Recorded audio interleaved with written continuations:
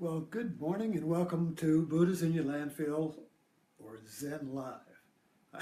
We have a good show. I feel like Rachel Maddow.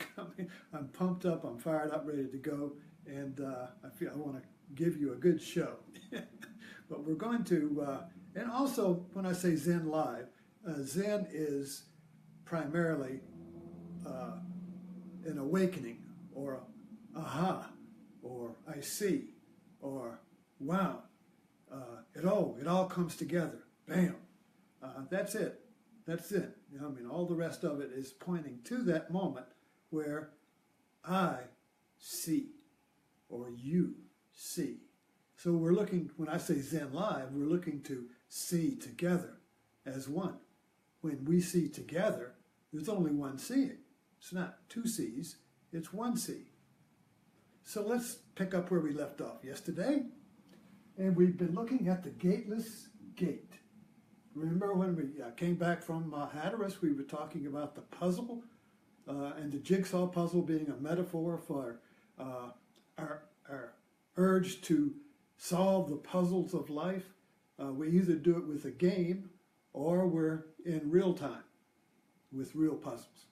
But at the same time, there's the puzzle. And the puzzle is the gateless gate, because this is a contradictory term. A gate has a gate. But what if the gate is gateless? What does that mean? It's a paradox. So we were looking at that yesterday as a passage, and I talked about my daughter. And the passage is, here's the puzzle. I'm in this puzzle. You could call it a recycled life, or Groundhog Day. The movie Groundhog Day, puzzle. You realize you're in a puzzle or a labyrinth when you are following tracks and you think you're going home and you realize you're following your own tracks. You're going in a circle. You're on a treadmill like a hamster. That feeling of being recycled or caught in a tape loop, you see, is the opens the possibility for the gateless gate. You either go through it or you just settle back and keep recycling yourself. So we've been looking at what this gateless gate is, because that is the only way out of the treadmill of the endless puzzle. And we talked about how if we want to change the external world,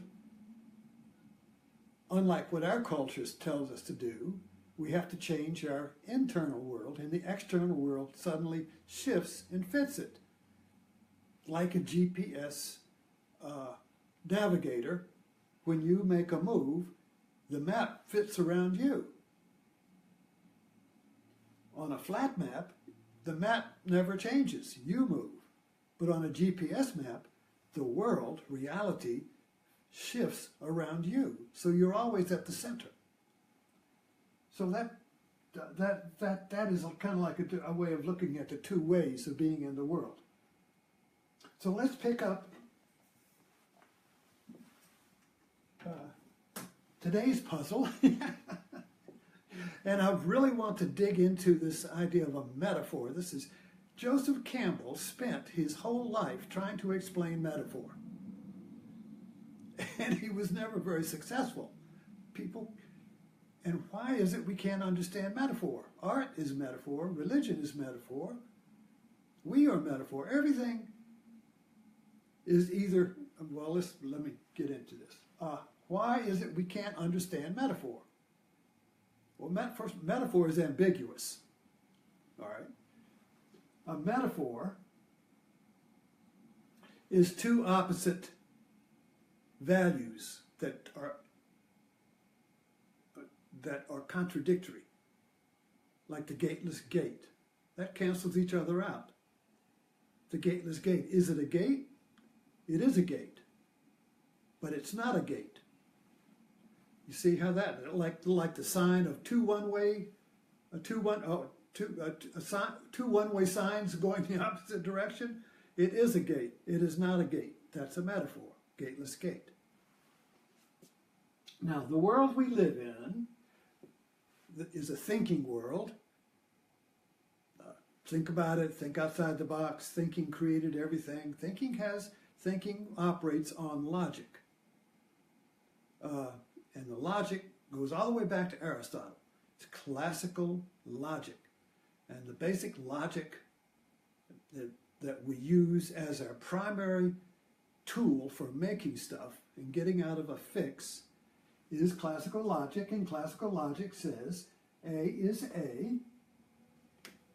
This marker is this marker. This marker is not a ball of string. The marker is a marker, the string is a string, and the marker cannot be the string and the marker both at the same time. But if you read Alice in Wonderland, the marker changes into string and the string changes into marker. Or when you dream at night, the marker is the marker and the marker is the string and the string is the string and the string is the marker. It all gets ambiguous and mixed up in dream and in art, like Alice in Wonderland. You see, that's not classical logic.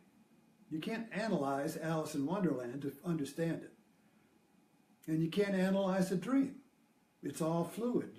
One minute you're a monkey, next everything is changing. There's no logical categories and definitions. So metaphor is the language of dream and art. So metaphor is the language of ambiguity. Ambiguity. Ambi means two. Guity. Classical logic, then, is what we think with.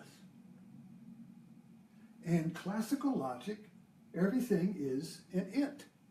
Everything is a thing. You can define everything and look it up in a dictionary. Everything has a definition. Everything is an it. Everything is third person. Third person means it. He, she, or it.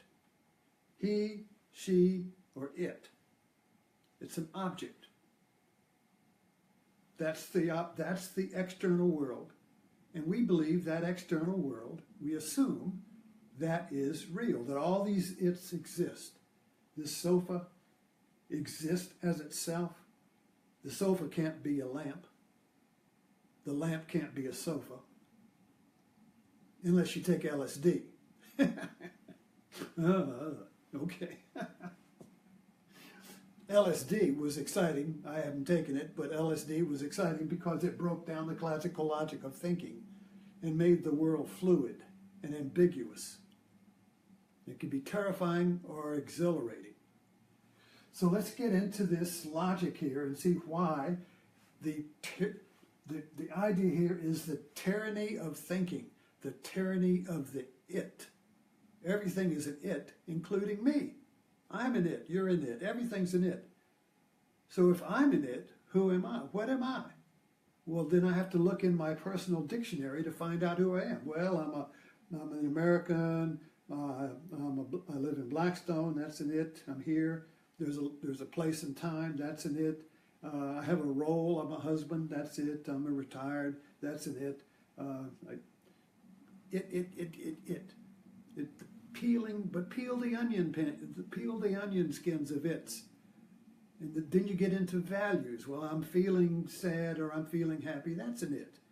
And everything I say about myself in trying to answer the question, what am I, is an it. So everything is objective. But where's the first person? You know, you study grammar, you got first person and third person. First person is I. Third person is it. But when the first person becomes an it, where is the first person, you see? How does the first person, but the first person is where we live. But on the it map of our reality, Western materialism, there is no first person. It's like a ghost in the machine. I am a ghost. I can't find myself on the map because the first person is not an it. You see the problem? The first person is not an it. It's the first person. The first person means one without a second. If there's a second person, the second person is an it. And to this other person, I'm an it. So now you got two it's. You're an it. No, you're an it. No, you're an it. No, you're an it. First person is denied. So that's why we get into these conflicts. Marriages with reality and everything is because it's just a bunch of it's looking for the missing first person. Who am I? What am I? That's where metaphor comes in. So let's look at, I was going to talk about, Facebook as a metaphor, but I thought I got a little sidetracked when I was thinking about it into marriage. Now, we all understand marriage. Marriage is a metaphor, or it's not a metaphor. When it's not a metaphor, you get into conflict of two it's. One partner says, you're an it. In other words, you're wrong. Or you should do this, or you should do that, or you're wrong. And the other person, and so you're an it. And your partner says, no, you're an it. I'm right. You're an it. Now you got two it's. And the two it's are going around and around. Well, sure, I started out wrong. Anyway, it's the two it's. Well, anyway, that's my snake eating itself. So when you get two it's locked in combat, like two tomcats, it's a vicious cycle or circle, and it will keep increasing if, like you stick a mic up against an amplifier.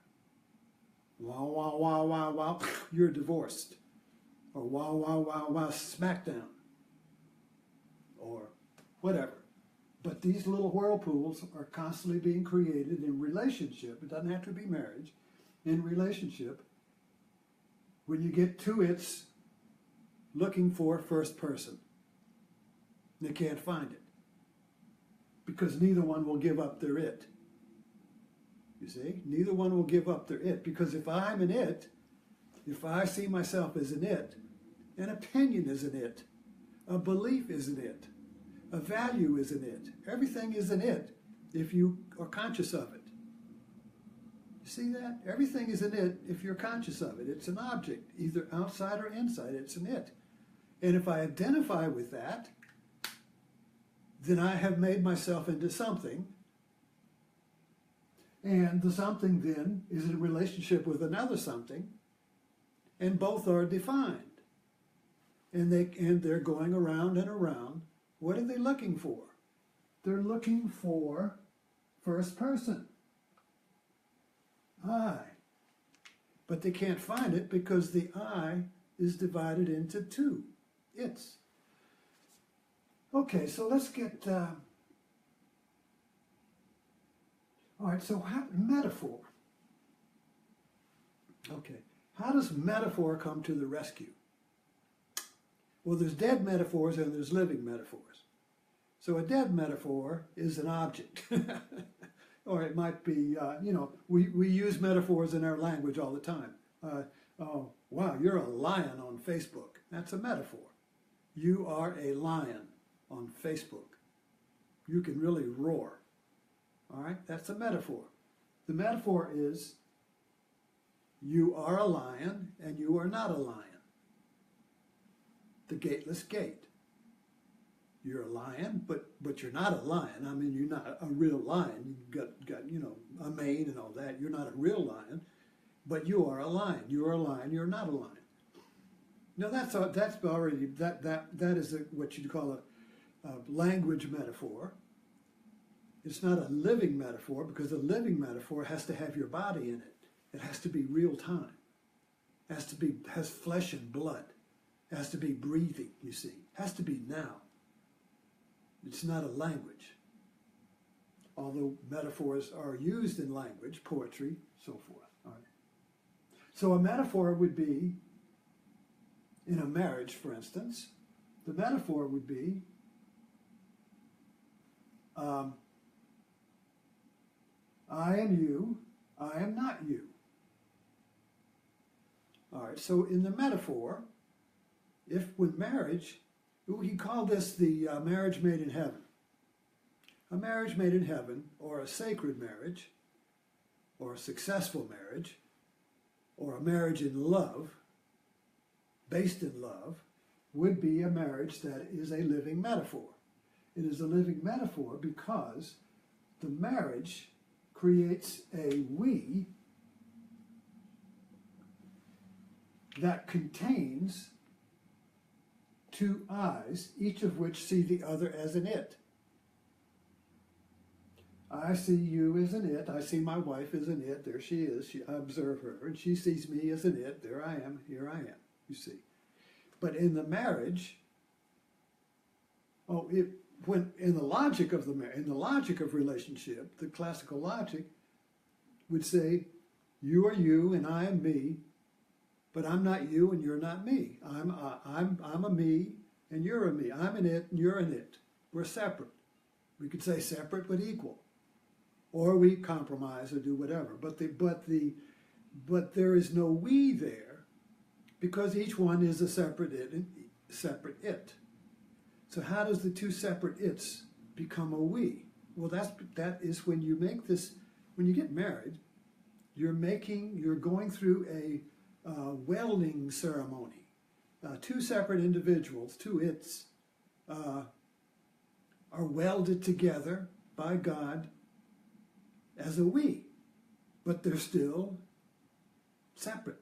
So they're separate, they're still two people, two separate individuals, two eyes, but at the same time, they vow to become and commit and surrender to the we. Now the we is a living metaphor because it is ambiguous. It contains the two opposites, the two eyes, as one, yet there's still two. That's ambiguous. Is it one? Yes, it's one. Is it two? Yes, it's two. But that's impossible. You see, you can't be one and two at the same time. That's not logical. But the metaphor, the logic of ambiguity, says it is possible but it is not possible. So everything the law of ambiguity or the law of the metaphor says is paradoxical. Yes, it's possible. It is not possible. Yet it is possible. So it holds these two opposites together. Now listen to this. It holds the two opposites together like a battery holds the positive and negative poles, or a magnet. Take a battery. If you look at a battery, you got the positive end and the negative end. It's written right on it. Boom, boom. So the battery contains two opposites. The battery then is a metaphor for a metaphor. The battery then contains the two opposites, and this containing the two opposites generates energy that is available for you if you put the battery in a flashlight. You put the battery in a flashlight, there's energy in there, and you can use it to light the room. So a metaphor, a living metaphor, contains energy by holding the opposites together in a container, and it goes wong, wong, wong, wong, wong, wong, wong, wong, wong, and you plug it in, it goes whoom. When you plug the battery in, you release the energy.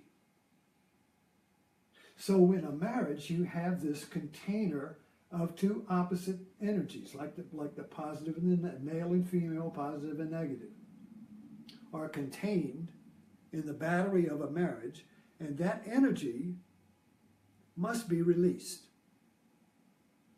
It wants to be released. And it's going to be released because the irony here is that this tension of opposites creates an urge to become one. In other words, you've got the two in there, and they're and the commandment of life is, let there be one. So it wants to become one. And the two ways it's going to become one is by creating something or through violence. Now, a violent So all violence in this context is the failure of creativity, and creativity is love.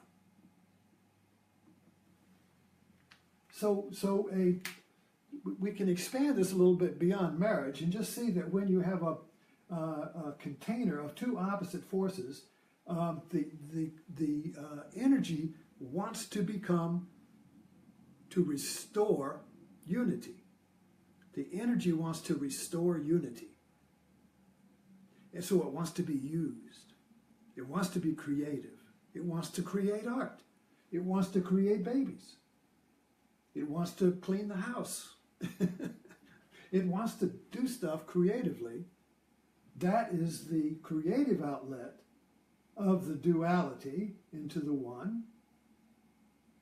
Or, if that fails, then violence will happen. One or the other is going to happen. Either you're going to create something in your union, joy, love, and this, or it's going to end up in a violent expression to eliminate the other in order for this to become the one. See, there has to be one. So you either create a new one, which is a we, or you eliminate the other partner and you're the one. So all violence, these tomcat fights, are the fight in a relationship for one or the other of the polarities to become the one. Or there is diplomacy, or a creative solution, or a single idea that is created that contains where both get to be the one, you see? So it either goes to a creative idea, which you could call in a marriage as a we. That would be when the couple suddenly become one, and they operate as one. If you notice, and I know we all have this experience, if you see a couple fighting, and you try to intervene and take the side of one, you might find that they both turn on you as one. See? So anyway,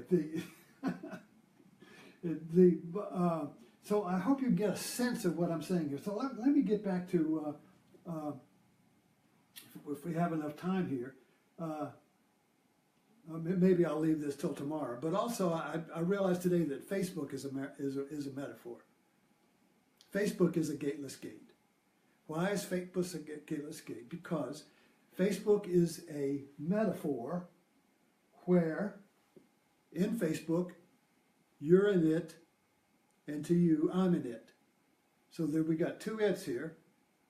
Yet when I engage in Facebook in the relationship, I'm an I. I'm first person. So I'm both first person, I'm writing, and what I write is an it. You see, so I am writing in Facebook, and I can see myself writing. I can see my words, that's an it. You see my words at the same time I see them, that's an it. But at the same time, you're an I, either writing or looking at me as an it. So if this is looking at, since we're on Facebook, there's you there as an I, a first person, you're looking at me as an it, and I'm a first person speaking to you as an it, although I can't see it right now. So this is a relationship of first person and third person, and the Facebook as a form holds us together. Now, there's a choice, a crossroads here in Facebook. I can either use Facebook to maintain and support my opinion, which is myself as an it, and now you have an opinion or an it, and now we're going to be two its, and we're going to have it out, wow, wow, wow, wow, and we're going to fight it out for whose opinion is right, and that thread could go on for days. So we could look at Facebook as a combat zone for its, and opinion being an it, my opinion, I'm my opinion, and you're your opinion, and there has to be one opinion. There can't be two truths. There can only be one truth, so I'm going to battle you, and so I can be the last one standing. Or it could be a creative relationship in which the give and take of the opinions reveals and discovers a larger understanding. And that would be the we. That would be the aha. That would be the satori of Zen. That would be the gateless gate where you suddenly come to I didn't see that. We're both right. And we're both wrong. That's the gateless gate. I'm right and I'm wrong. You're right and you're wrong. What does that mean? That means there is a larger understanding that contains us both. And that is the single idea that we discover, which breaks us out of the tyranny of our own it, you see. It breaks us out of the vicious cycle of two its fighting itself to the death, you see. It can go either to exhaustion, I quit Facebook, all I do is fight. Or, wow, I really discovered something. I see something I didn't see before. And we thank our enemy, the opposing opinion, as a means to greater self-understanding and liberation from my own it, you see. That's why Jesus says, love your enemy. If you love your enemy, you can become a larger self, as an expanded self, an awakened self, you see. So let's leave it there. I hope you were able to follow and get a better understanding of Facebook and marriage. I'll see you at Martini Live.